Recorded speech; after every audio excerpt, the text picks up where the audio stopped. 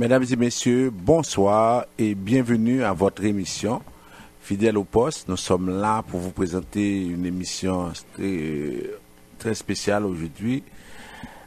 Comme vous savez, votre serviteur, c'est François Jean-Denis, consultant canadien accrédité en immigration. À la mise en onde de Junie Limage et au micro 2, on salue Michel Jean. Bonsoir, maître François Jean-Denis. Bonsoir, Junie. Bonsoir à vous tous et à vous toutes. Alors, comme vous l'entendez si bien dit, alors, neige, tempête, grêle, verglas, l'équipe au grand complet est là. Nous sommes là pour vous présenter votre seule émission immigration au pays. Alors, quand je vous dis votre seule émission, alors c'est la seule émission qui vous parle mur à mur simplement que de l'immigration. Alors, vous cherchez des réponses pour toutes vos questions concernant l'immigration. C'est le moment de ne pas vous faire déranger. Écoutez-nous avec beaucoup d'attention. Nous sommes fidèles au poste. Et je sais qu'il y a des... Bon, hier, c'était déjà la journée 8e anniversaire du tremblement de terre qui a secoué notre pays d'origine, Haïti. Alors, probablement, maître François Jean-Denis va brosser un peu. Alors, restez là si vous voulez tout savoir. Alors, on veut saluer tous ceux qui nous écoutent un peu partout. Nous savons que vous êtes très nombreux à la maison parce que il a neigé. Bon, il y a beaucoup de neige dans les rues. Vous êtes à la maison, vous nous écoutez. Alors, on veut vous saluer et on sait que vous êtes habitués un peu, même si chaque fois vous êtes obligés de recommencer ou bien vous vous plaignez, mais c'est l'hiver et puis on est en Amérique du Nord, on est au Québec, alors on s'habitue. Et on salue ceux qui nous écoutent aussi dans les autres villes canadiennes qui sont un peu partout au Canada, parce qu'ils se disent que c'est la meilleure façon d'être informé sur l'immigration au Canada. Chaque samedi à pareille heure, ils suivent cette émission qui leur donne leur juste. À ceux qui nous écoutent également aux États-Unis, tous ceux qui sont, par exemple, à Boston avec Radio Continental, tous ceux qui sont en situation irrégulière, tous ceux qui sont offusqués par les déclarations de Donald Trump, tous ceux, par exemple, qui nous écoutent, on veut les saluer et on veut leur dire qu'on va leur parler aujourd'hui parce qu'à travers l'émission, on a toujours quelque chose à leur dire parce qu'on veut effectivement qu'ils soient bien informés. Ceux qui nous écoutent également en Amérique du Sud, en Amérique centrale, en Amérique latine, les gens qui sont au Chili, au Brésil, en République dominicaine également, ceux qui sont toujours en quête d'une solution, alors on vous salue également. Et ceux qui sont en Haïti, d'abord on veut prendre le temps, puisque hier a rappelé le 8e anniversaire. C'était le 8e anniversaire du tremblement de terre. Et comme le temps passe vite, 8 ans déjà, alors on veut penser à tous ces gens-là. On veut penser d'abord aux disparus. On veut dire bon courage à vous qui portez les cicatrices de cette catastrophe dans votre corps, dans votre âme. Et on vous dit le plus grand hommage qu'on peut vous rendre, c'est de tenir la promesse de construire, de continuer à travailler pour que, par exemple, cela n'arrive plus. Mais on le dit, souvent c'est en théorie, mais de toute façon, c'est pas trop tard pour vous de vous ressaisir pour voir comment on peut changer les choses. Alors, si vous êtes dans le département du Sud, vous nous écoutez avec Radio Macaya, on vous salue. En même temps, dans le département du Sud-Est, Radio Télé-Express. Dans le département de l'Ouest et de Baratibonite, c'est Radio Solidarité. On vous salue et à travers cette émission, nous allons vous apporter beaucoup de commentaires, beaucoup de nouvelles, beaucoup d'informations sur l'immigration au Canada. Alors, comment ça va se passer ce soir? Dans un premier temps, on va faire, comme je vous avais promis, à partir de l'année 2018, chaque fois qu'il y a des événements, chaque fois qu'il y a des choses, ça veut dire qu'on veut vraiment s'assurer que cette année-là réussisse, mais il faut que chaque jour compte.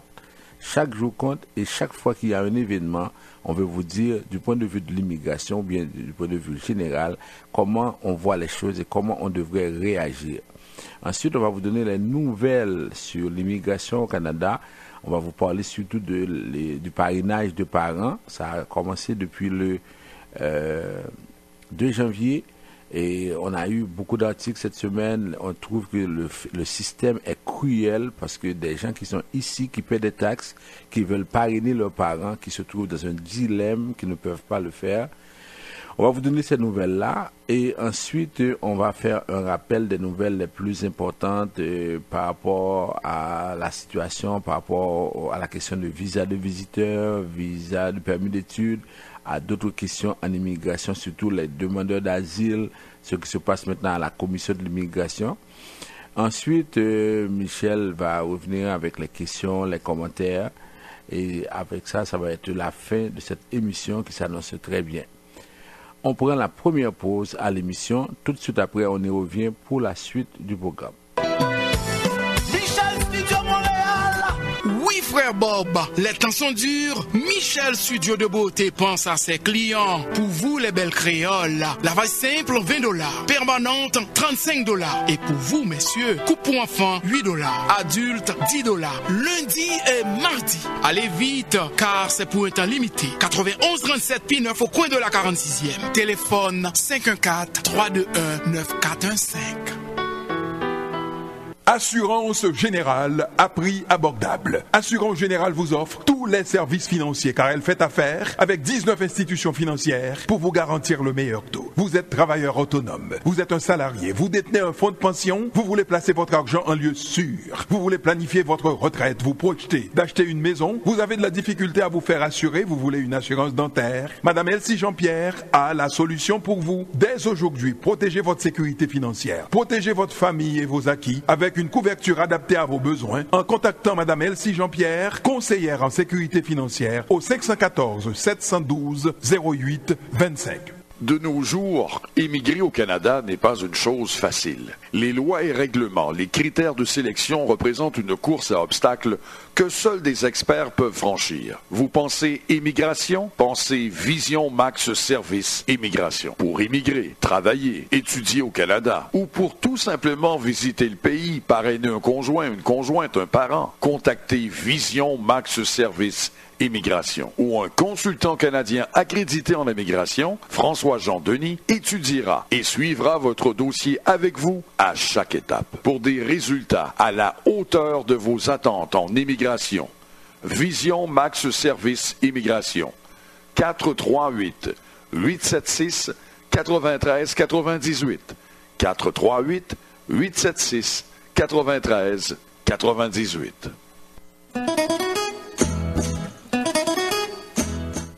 Vous suivez votre émission Tout savoir sur l'immigration.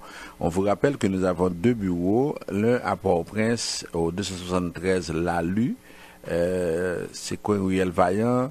Pour nous rejoindre à ce bureau-là, c'est le 48 20 78 18 22 09 76 82. Ici au Canada, c'est ici à Montréal, c'est le 438-876-9398 ou bien le 438-382-9398. Alors vous pouvez nous rejoindre également à partir de WhatsApp 438-876-9398. C'est la page Facebook Vision Max Service et vous pouvez y aller, vous allez voir toutes les communications qu'on a régulièrement. En même temps, nous avons par exemple le site internet www.visionmaxservice.com. Alors on est là, on est disposé à vous aider, à vous accompagner au début de l'année. Vous vous rappelez, on vous a dit qu'on va être là avec vous pendant toute l'année parce qu'on veut que cette année réussisse. Déjà, on est rendu au 13e jour de l'année. Ça veut dire quoi? Ça veut dire qu'on n'a pas une année complète devant nous. Il y a déjà 13 jours qui sont passés. Et qu'est-ce que nous avons fait de ces 13 jours? Ça nous permet à ce moment-là, avant de commencer avec les nouvelles, de vous parler de ce qui se passe actuellement.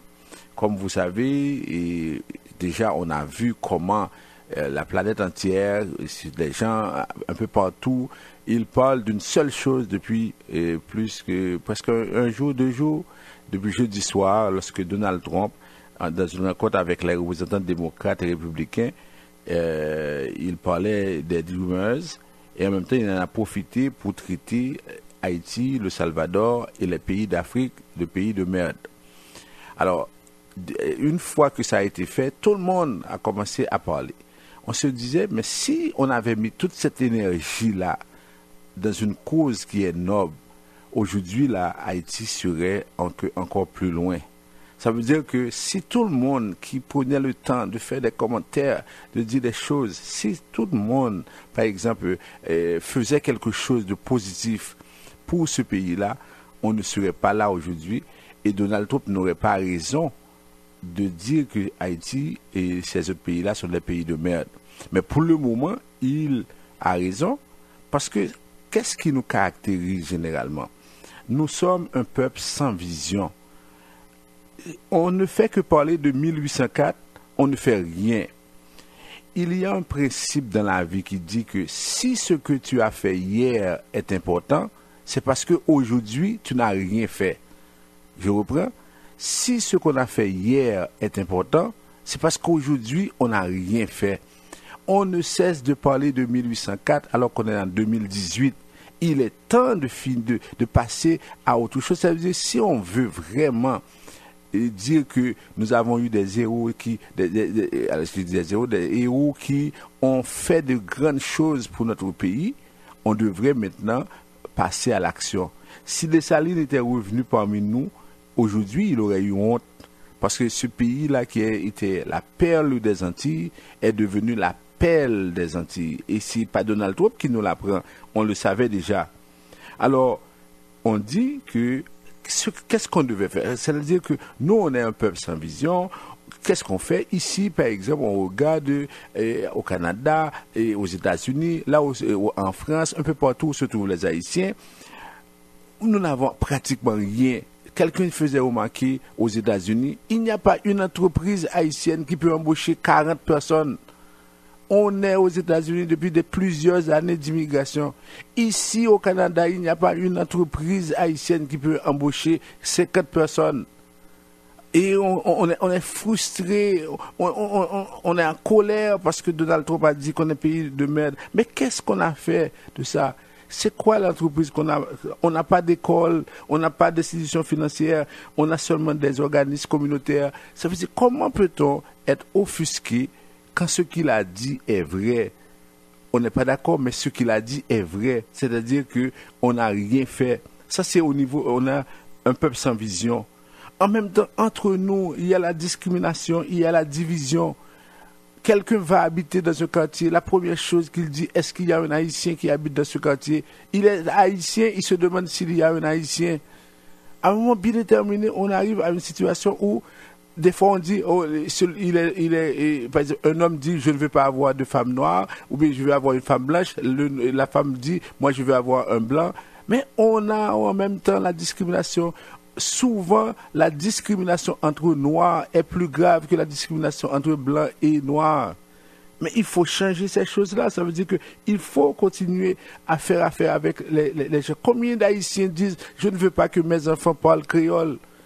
Mais comment voulez-vous qu'on vous prenne au sérieux si vous dites pareille chose? Combien d'Haïtiens disent, moi, je ne veux pas faire affaire avec un Haïtien?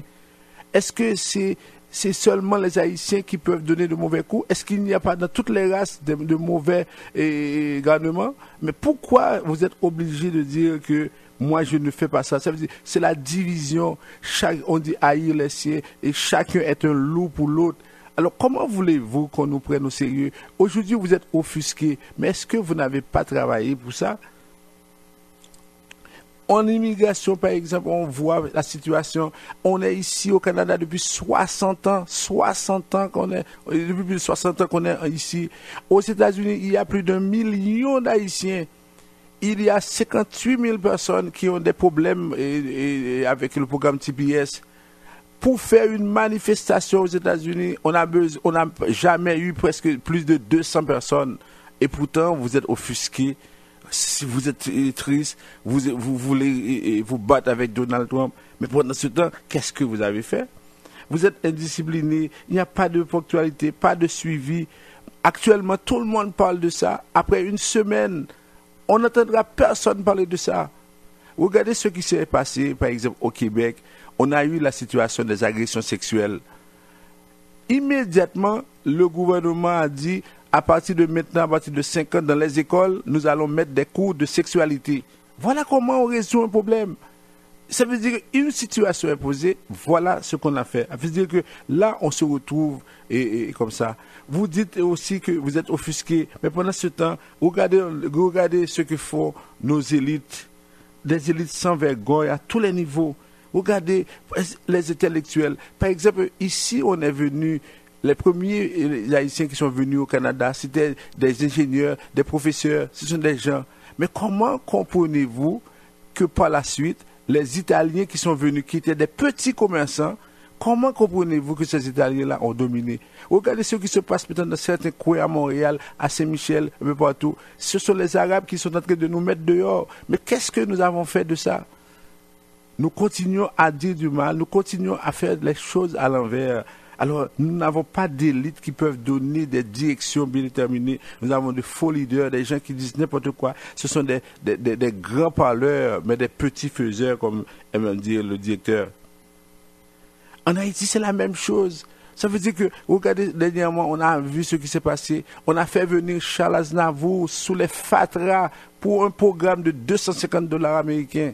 On l'a fait venir, c'est rien du tout. Ça veut dire que là, comment voulez-vous que vous soyez vraiment respecté quand vous ne pouvez pas ramasser des fatras dans ce pays? Ce pays-là est devenu un dépotoir. C'est tout le monde qui le dit. Dernièrement, un commissaire à l'immigration, un commissaire à la commission est allé en Haïti. Il m'a dit que si vous n'êtes pas capable de ramasser les fatras, vous n'avez même pas raison d'être... Il l'a dit et c'est vrai. On a eu un ministre du gouvernement en peur qui l'a dit. On n'a fait rien. Les élites politiques, regardez ce qui se passe également. Regardez, Michel Martelly est devenu président de ce pays. Mais comment voulez-vous qu'on vous respecte? Michel Martelly est devenu président. Il continue à dire des bêtises. Il va un peu partout et il va être réélu. S'il est candidat, il va être réélu. Mais comment? C'est quoi cette histoire-là? Jovenel Moïse, avant même d'être élu, il a été inculpé. Il est devenu président. Tout ce qu'il a fait, il donne des passeports pour quitter le pays. Et ces gens-là, ils s'en vont au Chili. Quand ils arrivent au Chili, ce qu'ils font, Michel Martelly est allé au Chili. Ils sont allés danser Michel Martelly pour entendre ces bêtises. Mais comment voulez-vous? C'est-à-dire, aujourd'hui, vous êtes offusqués. Mais il faut comprendre ça. Laurent Lamotte a fait sortir une note pour dire qu'il est effectivement offusqué. Mais qu'est-ce que Laurent Lamotte a fait de l'argent du Petro-Caribé? Si l'argent du Petro-Caribé était bien utilisé, est-ce que ces gens-là seraient allés au Chili? Ils seraient chez eux à ce moment-là. Si demain matin, le Chili dit n'importe quoi contre les Haïtiens, mais ils sont responsables également. C'est ça la situation. Ça veut dire que vous avez des élites qui ont échoué à tous les niveaux, qui font de l'argent. Vous avez des gens au Parlement, des Don Gator, des Willio, ces gens-là qui sont devenus sénateurs. Mais comment se fait-il qu'après tout 214e de l'indépendance, que ce soit des gens de cette trempe-là qui soient devenus sénateurs? Aujourd'hui, on voit dans la presse haïtienne, on dit quelle institution, quelle autorité qui aura le courage d'interdire à Martelly de dire toutes ces sottises quand il déraille à la Infrasa le 6 janvier. Il a dit toutes ces bêtises-là. Et puis, on va danser, on va le faire, on va continuer. Alors, c'est ça la situation. Aujourd'hui, on est offusqué, on est mécontent, mais il faut voir qu'on a sa responsabilité. Le gouvernement haïtien a demandé à Donald Trump de prolonger le statut des gens aux États-Unis. Mais aujourd'hui, vous êtes contre, vous êtes offusqué parce que Donald Trump dit ça. Mais comment se fait-il que le gouvernement haïtien demande ça? Les ministres sont venus ici au Canada pour demander, pour parler aux réfugiés, des gens qui devraient savoir que ça ne se fait pas. Alors, vous voyez que finalement, on a une situation extrêmement compliquée. Dans la diaspora, regardez, comme institution, nous avons seulement des petits restaurants, des églises qui sont un peu partout, qui pullulent, des églises un peu partout. Mais il faut se dire que ça ne fonctionne pas. Ça ne fonctionne pas. Ça veut dire qu'il faut faire quelque chose. Aux États-Unis, ce sont les Haïtiens qui ont voté Donald Trump parce qu'ils ont dit que Hillary Clinton volait l'argent en Haïti. Mais aujourd'hui, ils ont voté Donald Trump. Et qu'est-ce qu'ils vont faire? Qu'est-ce qu'ils ont fait? Qu'est-ce qu'ils vont faire demain? Rien, absolument rien. Après quelques temps, on n'aura plus des nouvelles et puis tout le monde va se croiser les doigts, tout ça. Alors, Donald Trump l'a dit, on est contre, c'est sûr que c'est frustrant, mais pendant ce temps, regardez bien, quand vous avez l'index, regardez, vous avez votre main, vous essayez de pointer quelqu'un du doigt avec l'index, mais le pouce vous dit, et vous-même, c'est qu'est-ce que vous avez fait de ça, etc. Et c'est pourquoi on vous dit aujourd'hui, avant que je termine cette partie-là, nous avons une part de responsabilité, même une part, nous sommes responsables. Monseigneur Zaché, qui est le numéro 1 de l'église épiscopale, a dit quelque chose qui est fondamental. Ce n'est pas le séisme qui a causé tant de dégâts, mais c'est notre comportement, notre façon de construire. C'est-à-dire que le séisme n'a pas causé autant de dégâts que notre comportement. Ça, c'est vraiment fort. Et c'est la vérité. Ça veut dire que ça continue. L'ingénieur Préti dit que si un tremblement de terre a lieu demain matin, il y aura autant de dégâts qu'en 2010. Mais qu'est-ce que nous avons appris depuis 2010? Qu'est-ce que nous avons fait? On a parlé, oui, il faut construire différemment, il faut faire ceci, il faut faire cela. Mais qu'est-ce que nous avons fait? Absolument rien. Et chaque fois que quelqu'un nous dit une chose, on est frustré, on est énervé, on veut se battre, on veut se cacher au visage de Donald Trump, on veut faire ceci. Mais qu'est-ce qu'on peut faire? Puisque nous sommes comme ça, effectivement. Nous oublions que les mêmes causes produisent les mêmes effets. Alors, il est temps de passer à autre chose. Si vous êtes fâché contre Donald Trump, commencez par faire apprécier ce pays-là à vos enfants. Si vous êtes fâché contre Donald Trump, commencez par dire que vous allez consommer haïtien. Si vous êtes fâché contre Donald Trump, dites maintenant, commencez par être fraternisé avec vos frères, vos sœurs. Si vous êtes fâché avec Donald Trump, arrêtez cette division. Arrêtez toute cette division-là. Commençons par bâtir quelque chose. C'est seulement ça qu'il faut faire. Donald Trump a dit qu'il est prêt à recevoir les Norvégiens. Savez-vous combien de Norvégiens viennent aux États-Unis chaque année? 100 seulement. 100 personnes, 100 de la Norvège qui viennent aux États-Unis. Et quand il a dit que nous aimerions avoir ces gens-là, on a dit non, on n'est pas intéressé. Vous voyez, il est prêt à recevoir les Norvégiens. Ils disent qu'ils ne sont pas intéressés. Mais ce que Donald Trump a dit, ici aussi au Canada, on a des personnes, Doc Mayou avait dit que le cerveau des Noirs est inférieur au cerveau des autres peuples. Dernièrement, Jean-François Lisée dit qu'il nous faut avoir des personnes qui peuvent mieux s'adapter au pays. Ça veut dire que c'est pas demain matin qu'on ne va plus entendre ces choses-là. On va continuer à entendre ça. Mais pourquoi on ne dit pas ça des Italiens? Pourquoi on ne dit pas ça des Juifs? Et vous pensez que c'est parce qu'ils haïssent les Haïtiens et puis ils ne disent pas ces choses-là? Non, c'est parce que ces gens-là ont pris leur destin en main. Monsieur Edzer Émile a écrit un livre en fin d'année. Il dit Haïti a choisi de devenir un pays pauvre. Et il donne 20 raisons qui prouvent que ce sont les Haïtiens qui sont en train de causer leur propre tombe. Ça veut dire qu'ils agissent comme ça. Maintenant, arrêtons toutes ces paroles-là. Commençons par, c'est-à-dire savoir que si on est haïtien, on n'a pas peur de l'autre. C'est-à-dire on fait affaire avec un haïtien. Vous allez trouver des gens de toutes les communautés qui vont donner de mauvais coups. Mais il faut savoir que oui, entre haïtiens, vous pouvez fonctionner. Il faut arrêter d'avoir tous ces petits restaurants qui sont un peu partout. Pourquoi vous ne dites pas, vous allez mettre un restaurant dans un centre d'achat qui va maintenant être le restaurant de la cuisine haïtienne, qui va faire la promotion? Pourquoi les Grecs ont leur restaurant, les Libanais, ils ont, tous les peuples, ils ont leur restaurant, et ce sont de gros restaurants. Pourquoi c'est toujours des petits restaurants, des chinjambés que vous avez un peu partout? C'est pas croyable ça. Alors il est temps qu'on change ces pratiques-là. Et si vous changez ces pratiques, c'est maintenant que vous allez vous faire respecter et jamais vous n'allez entendre Donald Trump parler de ça. Vous êtes fâché. Si Donald Trump dit demain matin, je vais donner 1000 visas américains aux Haïtiens. Vous allez voir comment la foule, vous allez voir même des gens de la diaspora qui sont fâchés, comment ils vont tout faire pour faire entrer leurs parents. Alors, est-ce que vous êtes fâchés vraiment? Alors, c'est ça qu'il faut faire. Et commencez par vraiment prendre les choses au sérieux. Consommons haïtiens. Commençons par nous fraterniser. Commençons par savoir que nous sommes une force. Arrêtons de dire du mal l'un de l'autre.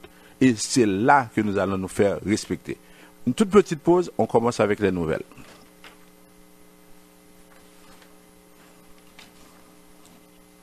De nos jours, émigrer au Canada n'est pas une chose facile. Les lois et règlements, les critères de sélection représentent une course à obstacles que seuls des experts peuvent franchir. Vous pensez immigration? Pensez Vision Max Service Immigration. Pour immigrer, travailler, étudier au Canada ou pour tout simplement visiter le pays, parrainer un conjoint, une conjointe, un parent, contactez Vision Max Service Immigration ou un consultant canadien accrédité en immigration, François-Jean Denis, étudiera et suivra votre dossier avec vous à chaque étape pour des résultats à la hauteur de vos attentes en immigration.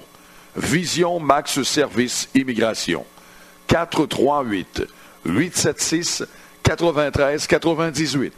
438-876-9398. Vous suivez votre émission Tout savoir sur l'immigration. Alors pour le moment, je ne peux pas répondre. Vous pouvez appeler Michel au 514-790-2726. N'appelez pas sur le cellulaire parce que je ne peux pas répondre. Je suis derrière le micro parce que je voulais vraiment chaque semaine, dès que l'occasion se présente, je vais vous parler parce que il faut que ça change. Nous sommes au 13e jour de l'année. Ça veut dire qu'il faut s'organiser pour ne pas perdre le mois de janvier. Il faut faire quelque chose en ce sens-là. Ça veut dire que c'est ça que ça prend. C'est pas vraiment des palabres sur Facebook partout. Commençons par mettre cette énergie-là. Commençons par poster les belles images d'Haïti. Commençons par faire ça. Ok? Arrêtons de dire aux Blancs que Haïti est un pays sauvage. Si vous allez là, vous allez mourir. On va vous tuer. Arrêtons ces choses-là. Commençons par présenter. Si vous n'avez rien à dire d'Haïti, vous arrêtez de parler et vous parlez d'autres choses. Et ça, avec ça, maintenant, il y aura moins de choses. Parce que la Jamaïque est plus dangereuse qu'Haïti et pourtant les touristes s'en vont en Jamaïque. Ok, c'est comme ça. Et commençons par mettre des choses ensemble, en commun. Commençons par créer une école. Arrêtons de créer des églises. Commençons par créer des écoles. Arrêtons de construire des petites entreprises. Commençons par avoir, par exemple, une institution financière. Commençons par avoir des choses pour vraiment faire quelque chose pour ces gens-là. Et on se retrouve avec beaucoup de personnes sans papier. Commençons par nous mettre ensemble pour arriver à faire quelque chose. Alors, pour les informations sur l'immigration, alors, on a eu cette semaine des réactions sur le programme de parrainage de parents. On a qualifié le système de loterie d'immigration comme cruel, comme on a dit que le gouvernement libéral, lorsqu'il était dans l'opposition, il avait critiqué cette façon de faire du gouvernement conservateur qui a introduit ce programme-là. Et pourtant, jusqu'à présent, et on continue avec le même programme. On dit qu'on l'a amélioré, qu'on a maintenant 10 000 personnes. Avant, c'était 5 000. Mais on trouve que c'est cruel. C'est un texte de Kathleen Harris. On dit que cette période-là a été ouverte de 3 janvier au 2 février. On veut 10 000 places pour faire une demande de parrainage. Mais on dit cette loterie, ça veut dire que c'est avant, on avait le système premier arrivé, premier servi. On n'a plus ça. Alors, ce qui arrive, on trouve que c'est un fiasco. Fiasco parce qu'on qualifie cette loterie de désastre. On a un nouveau système qui est basé sur des méthodes injustes et non scientifiques.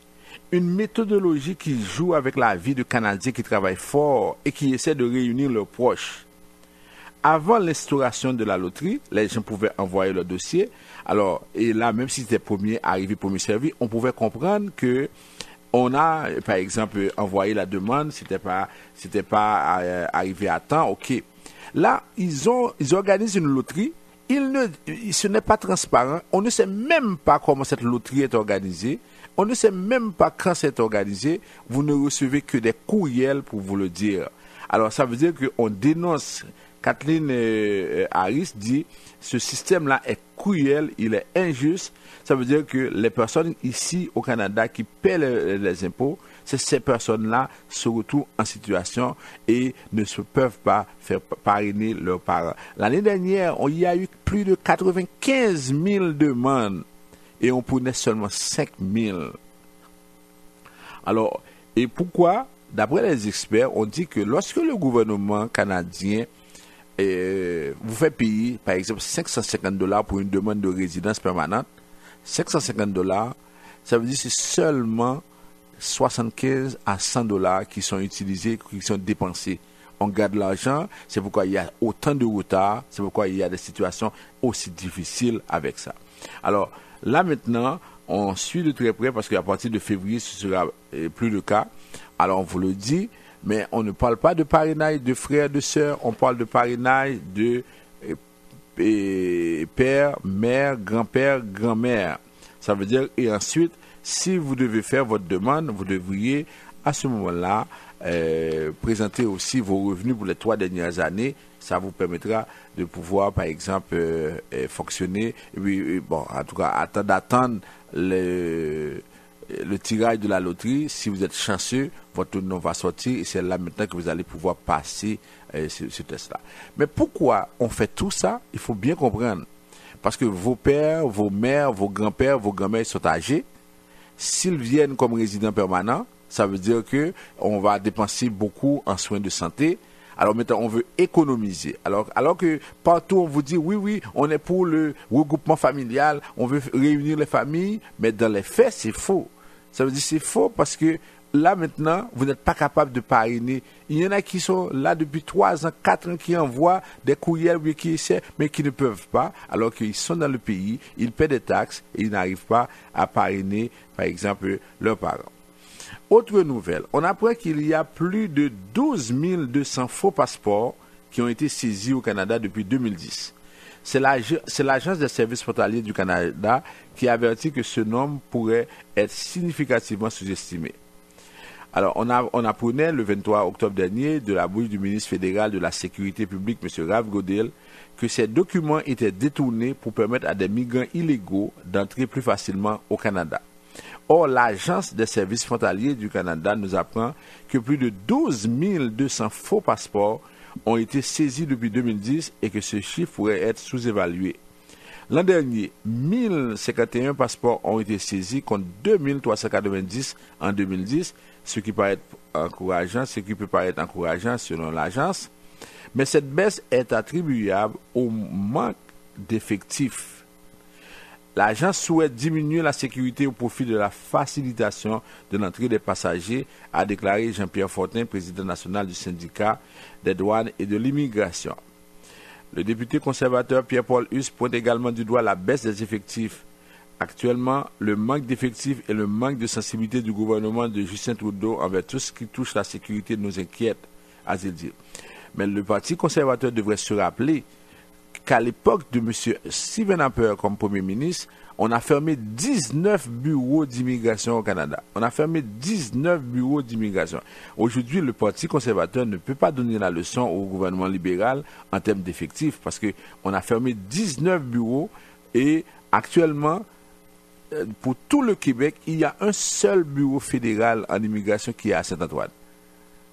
Autrefois, il y avait des bureaux à Gatineau, des bureaux à Québec. On a fermé tous ces bureaux. Si quelqu'un est, par exemple, à Gatineau, il a besoin de traiter ou de régler une question d'immigration, il doit venir à Montréal. Il est en Abitibi à Montréal. Il est au Québec à Montréal. Ça veut dire que là, ça, c'est je dirais, un héritage du gouvernement conservateur, mais jusqu'à présent, les libéraux n'ont rien fait pour changer ça. On parle de taux de chômage, mais il y a des gens qui veulent travailler, on pourrait avoir d'autres bureaux, mais on ne le fait pas parce qu'on ne veut pas dépenser beaucoup d'argent.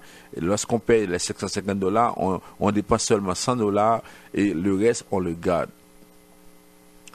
Ensuite, on a autre nouvelle, on dit l'intégration au marché du travail, il faut changer le sort des nouveaux arrivants. Alors, depuis 10 ans, le programme Interconnexion de la Chambre de commerce de Montréal métropolitain est la porte d'entrée des nouveaux arrivants qui souhaitent faire le premier pas sur le marché du travail et surtout trouver un emploi dans leur domaine de compétences. Alors, avec la pénurie de main-d'œuvre actuelle, l'initiative est d'autant plus utile pour changer le sort trop souvent réservé aux immigrants. Alors, c'est ça, on veut changer le sort des nouveaux arrivants. Souvent, c'est une question de discours, on dit des choses comme ça, mais au fond, on ne passe pas à l'action.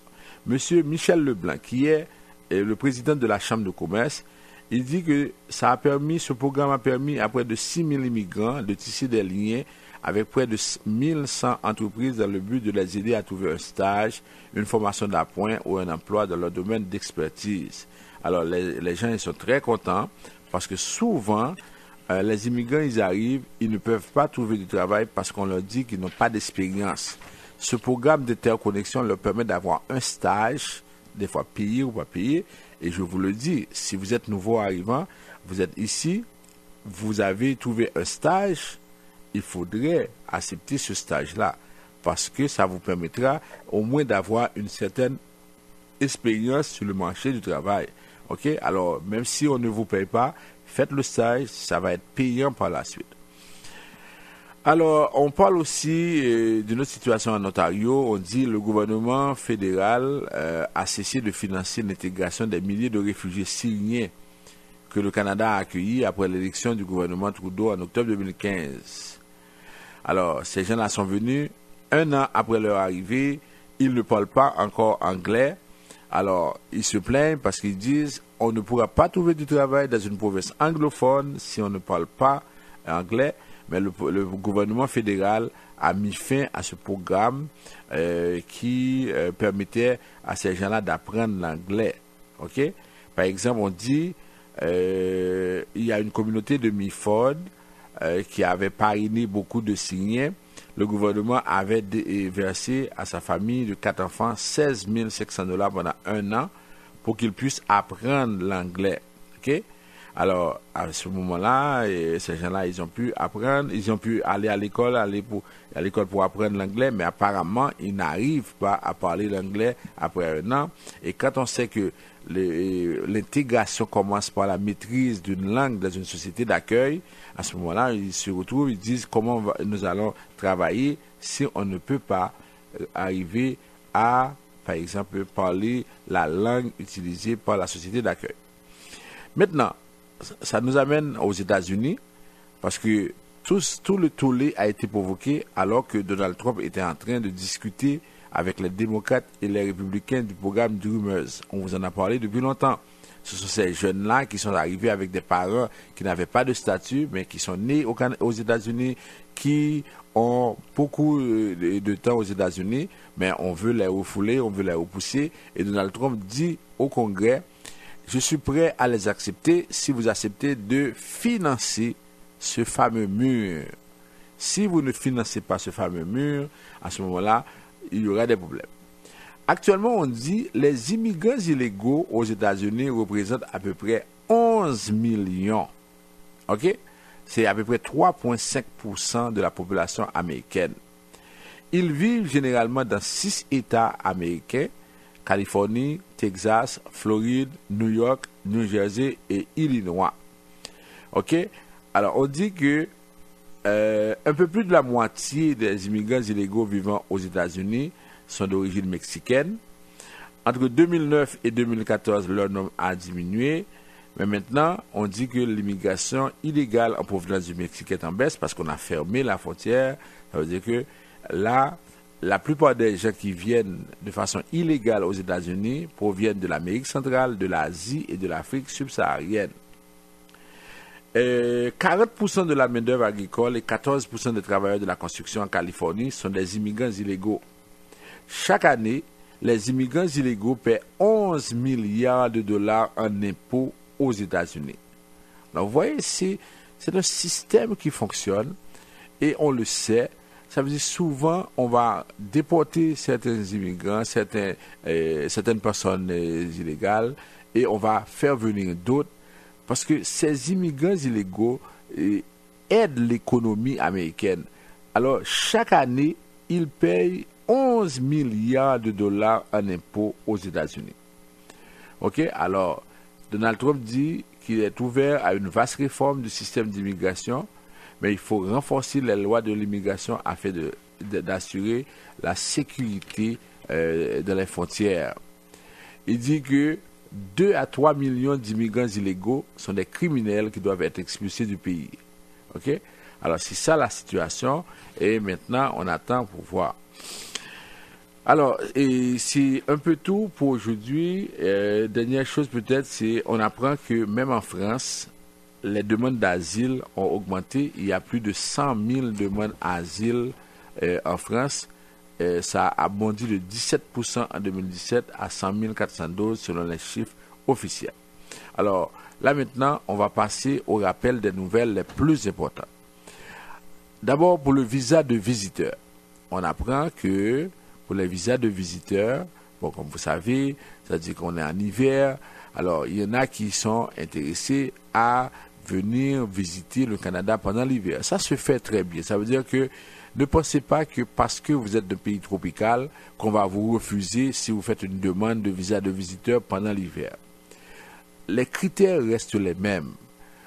De plus en plus, et avec la situation qui se développe maintenant, où un peu partout, on est en train de stigmatiser certains peuples. Quand, par exemple, quelqu'un en Haïti décide de faire une demande de visa de visiteur, que ce soit aux États-Unis ou bien au Canada, sachez que on va vous demander des preuves d'attachement. Et ce qu'on avait dit en début d'année, on va arrêter de faire trop de demandes de visa de visiteur. On va arrêter les demandes si on sait à l'avance que ça ne donnera absolument rien. Parce que chaque jour, on a à peu près 300 demandes au bureau des visas à Port-au-Prince, par exemple. Je prends l'exemple de Port-au-Prince que je connais bien. Et si on donne 20 visas, vous voyez, sur les 300, c'est à peu près 10%, même moins de 10%. Tandis que parmi les 300 personnes qui font des demandes, il était déjà écrit dans le ciel que 200 allaient être refusés. Pourquoi? Parce que la plupart de ces cas-là sont des jeunes qui ne travaillent pas, sont des personnes qui ne travaillent pas, sont des personnes qui n'ont pas de compte en banque, sont des personnes qui n'ont rien, absolument rien. Alors, si on était à votre place, c'est ce que le consul va dire. Si j'étais à votre place, je ne retournerais pas chez moi, puisque chez moi ne fonctionne pas, chez moi n'est pas confortable, alors chez moi je ne retournerai pas. Alors le message que je vous donne, que je vous lance, et c'est pourquoi, c'est comme ça qu'on va commencer par attirer le respect. On va arrêter de faire des demandes.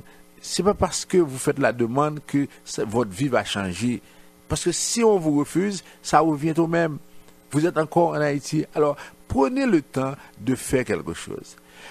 Si par exemple vous n'avez pas tous les éléments, prenez le temps de bâtir quelque chose parce que 1 an, 2 ans, ça passe vite.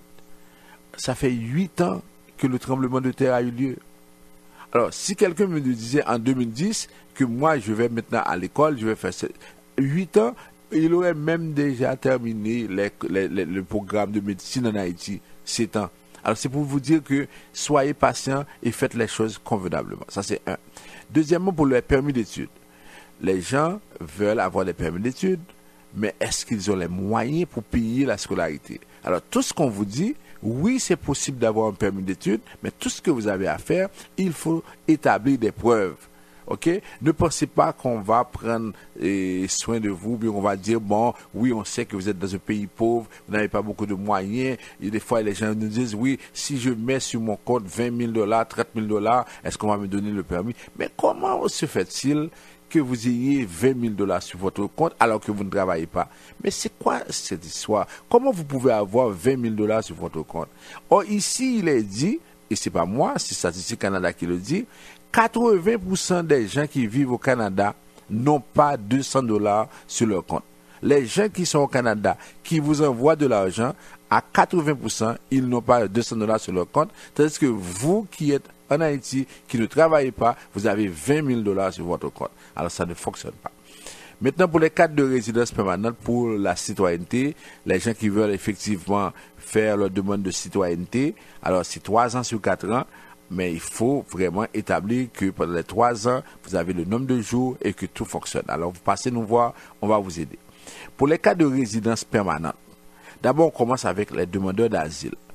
Actuellement, on est en train de donner beaucoup de rendez-vous parce qu'on a repris cette année-là. On a l'impression qu'on veut vraiment passer beaucoup de cas. Mais je vous dis, et j'ai constaté, la plupart de ces gens-là, ils vont avoir une séance ou bien 2 séances avec leur avocat de l'aide juridique. Une séance ou 2 séances, c'est clair que c'est insuffisant pour préparer une audience. Alors, c'est à vous de décider. Et si quelqu'un vous dit que vous êtes obligé de rester avec un représentant, c'est faux. La loi vous donne le droit d'avoir le représentant de votre choix. Même si vous êtes sur l'aide sociale, si vous voulez avoir un représentant, vous êtes capable de l'avoir. Personne ne peut vous l'empêcher. Et si l'aide juridique vous dit que vous devriez rester avec lui ou avec elle, à ce moment-là, tout ce que vous avez à faire, c'est de pouvoir appeler au bureau de l'aide juridique et de dire, il y a tel avocat qui dit que je dois rester avec. Ça veut dire, voilà, moi je ne veux pas rester. Alors, c'est à vous de prendre votre dossier en charge. Sinon, les commissaires, ils sont là, ils sont très déterminés.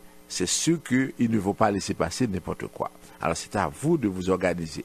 Et si vous êtes de passage ici au Canada et vous êtes à l'étranger, vous avez un visa de visiteur, les gens vous disent de faire des demandes d'asile, faites attention. Sachez comment procéder parce que là, c'est pas un jeu. Ne pensez pas que vous pouvez venir puisque vous avez un visa, vos parents vous disent oui, tout le monde le fait maintenant. Non, c'est pas vrai. Même si tout le monde le fait, si votre dossier, si vous n'avez pas vraiment besoin de la protection, on va vous refuser. Il faut faire attention. Ceux qui sont aux États-Unis également, qui nous écoutent, qui des fois nous demandent est-ce qu'on peut passer sur la frontière? Est-ce que la frontière est ouverte? La frontière n'est jamais fermée, elle est toujours ouverte, mais ça dépend de votre cas, ça dépend si vous avez besoin de protection. Et faites attention à ce que vous dites parce que les gens ils sont là, vous êtes sur les radars de tous les services en immigration ici au Canada. Maintenant, pour la question de parrainage de conjoints, pour les gens qui veulent faire leur demande de parrainage, il y en a qui sont allés pendant les fêtes, se marier, maintenant ils sont de retour, ils veulent faire leur demande. C'est le moment de prendre des bons conseils pour savoir comment on présente sa demande. Parce que jusqu'à présent, lorsque l'agent d'immigration refuse la demande, il a toujours raison parce que ce qu'il dit est vrai. Vous n'avez pas démontré vraiment que votre relation est de bonne foi. Alors, on vous invite à passer nous voir pour qu'on puisse vous aider comment démontrer que votre relation est de bonne foi. Pour le parrainage de parents, on l'a dit, vous avez besoin d'envoyer un courriel pour soumettre votre demande d'intérêt. Passez nous voir au bureau, on va vous aider à envoyer le courriel, on va vous dire si oui ou non c'est possible d'envoyer cette demande-là, parce que si vous n'avez pas les revenus, n'envoyez pas de courriel parce que ça ne donne absolument rien puisque vous ne serez pas qualifié. Les demandes de considération humanitaire, pour ceux qui appellent pour dire c'est où est rendu mon dossier. Alors actuellement, les agents à Saint-Antoine, ils travaillent sur les dossiers, ils envoient des lettres, mais sachez que pendant un certain temps, ils travaillaient sur les dossiers d'asile, alors il faut attendre à ce sens-là. Ok? Maintenant, pour les travailleurs qualifiés, les gens qui nous écoutent, qui ont des diplômes à l'étranger, qui veulent venir, on vous le dit, ça dépend du ministère de l'Immigration du Québec. Jusqu'à présent, il n'y a pas de date, on ne sait pas quand on peut appliquer. Mais si jamais vous voulez venir au Canada, on peut évaluer avec vous d'autres options. Il suffit de nous appeler et là, maintenant, on va pouvoir vous parler correctement. Alors, c'est ça.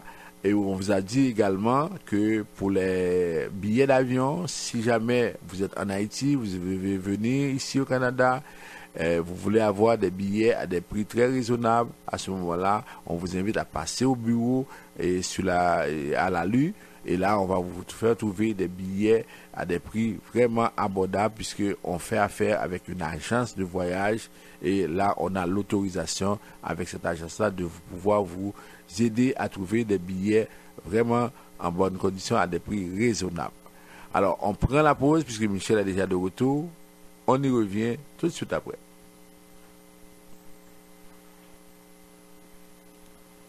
De nos jours, émigrer au Canada n'est pas une chose facile. Les lois et règlements, les critères de sélection représentent une course à obstacles que seuls des experts peuvent franchir. Vous pensez immigration? Pensez Vision Max Service Immigration. Pour immigrer, travailler, étudier au Canada ou pour tout simplement visiter le pays, parrainer un conjoint, une conjointe, un parent, contactez Vision Max Service Immigration ou un consultant canadien accrédité en immigration, François-Jean Denis, étudiera et suivra votre dossier avec vous à chaque étape pour des résultats à la hauteur de vos attentes en immigration.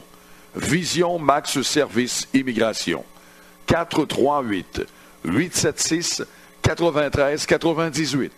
438-876-9398.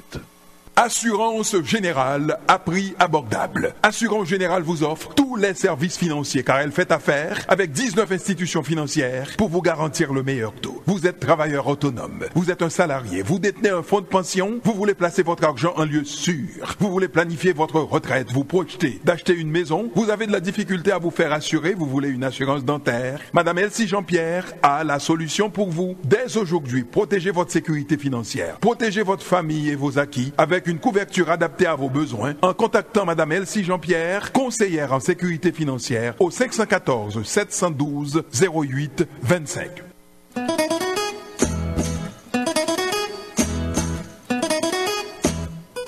Vous suivez votre émission Tout savoir sur l'immigration. On vous rappelle les numéros de téléphone pour nous rejoindre.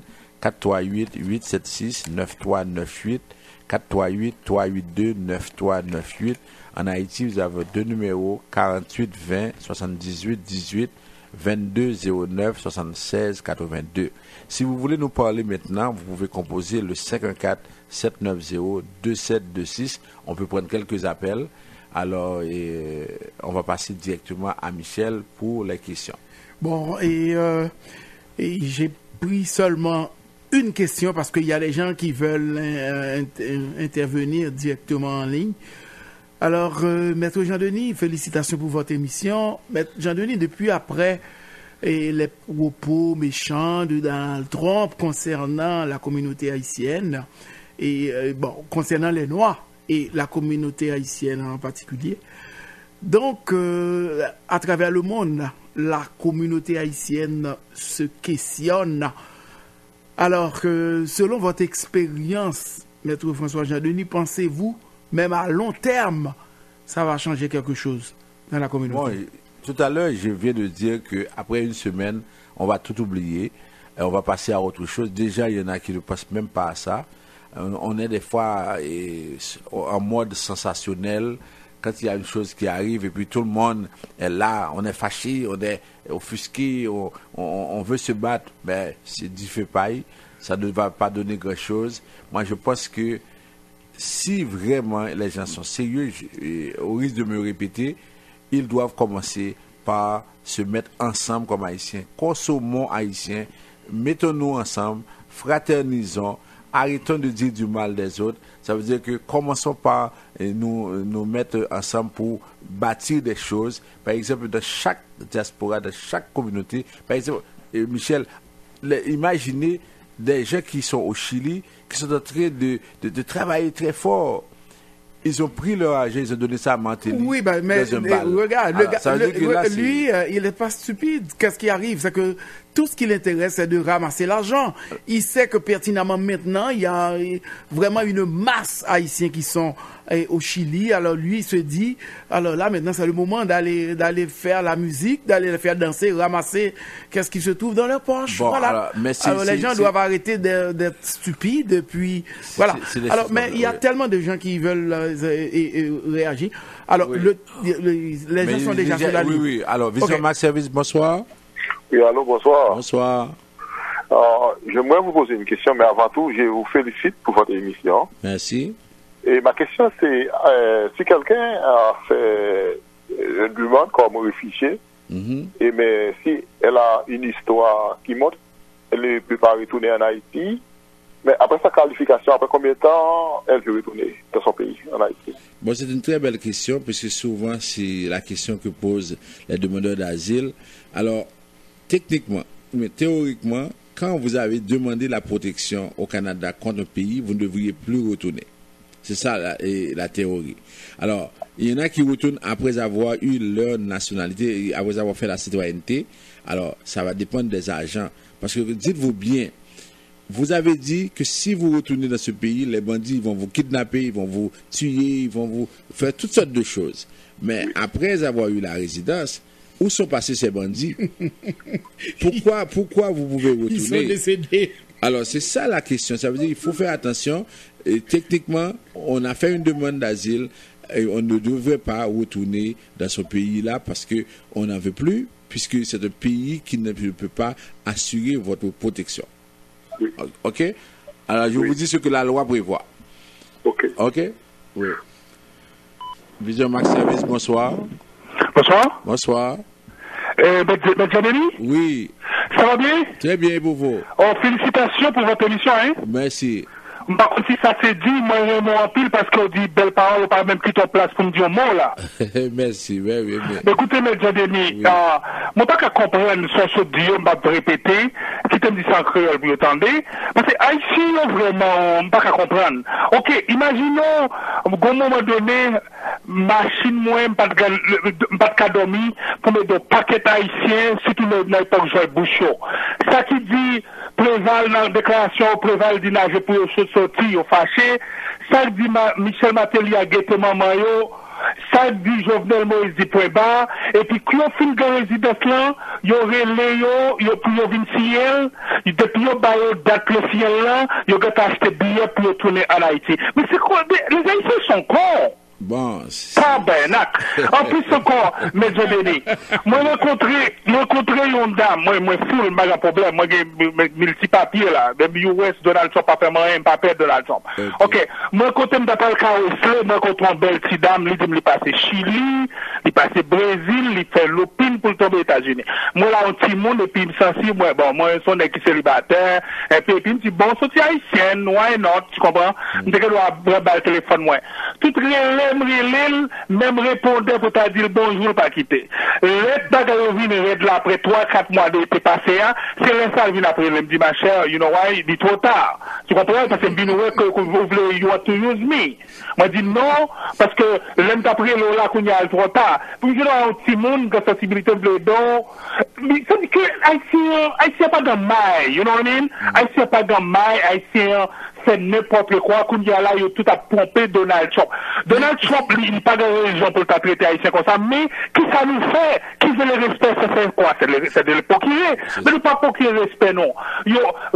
Moi, belle, moi, ci, moi, ça. Mais, bon, que nous allons ils vont en Haïti, ou je viens de programme ici, ou je viens de souffler des hauts, il y a fait intéressant qu'à l'école, comme si, et puis il y a chargé le monde, you know what I mean? Oui, alors c'est ça. Merci un peu parce que l'autre monde qui n'a pas parlé encore, ok? C'est constant, ça me donne le côté. Oui. D'accord. Pas de problème.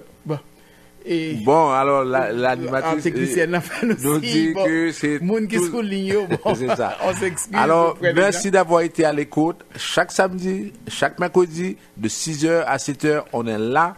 On va toujours être là pour vous donner les bonnes informations. Alors, suivez-nous et puis à partir de là, vous pouvez nous appeler d'ici lundi 438-876-9398. Merci.